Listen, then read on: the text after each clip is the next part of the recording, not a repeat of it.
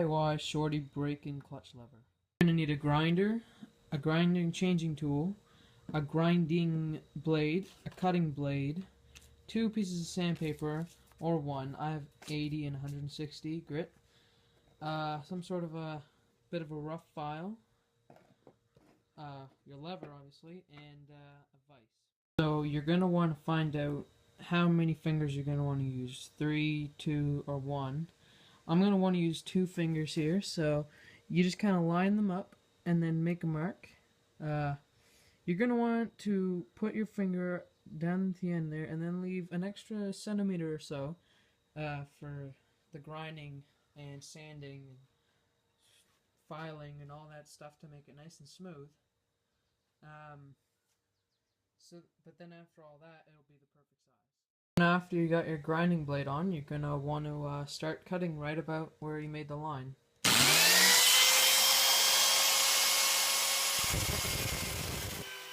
So now that you got the unwanted bit cut off, you're going to want to put on your grinding blade, and it's really up to you how grinded you want it to be. I'm just going to do about 45 and try to make it round. You can make yours just on a straight 45 and then a point on the end, or however you want, but you don't want to leave it like this because you're going to catch your clothes on it, and it's pretty rough right now anyway, so yeah, you're going to want to grind it down on the sides a bit with the heavy duty grinder first. So now that you've grinded off most of it, you can see now that it's kind of rough around the edges, but I just kind of made it round, you know, the big stuff. And now you're going to want to take your file and just start. There's going to be, it's really hard, it doesn't show up right there. You can kind of see how there's different marks there where you've grinded. And by the way, when you do grind it down, you're going to want to go easy, because a grinder, like with a grinding blade on it, will eat right through a stock clutch or brake lever.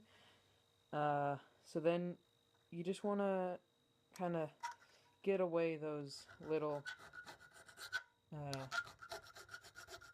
edges that the grinder makes.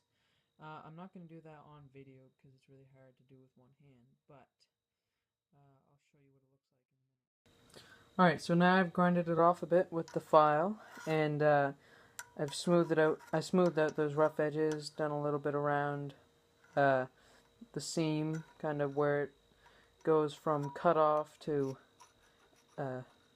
finished chrome.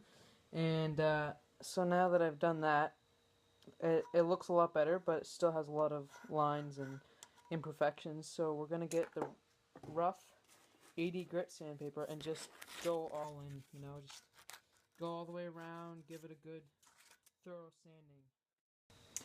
So there we go. Now it's all nice and rounded out. It's looking really good now. I'm no sanding expert, but I always sand in circles to make it look more evened out, so you don't have little lines going one way. So now I'm just gonna finish it up, top it off by using the 160 grit and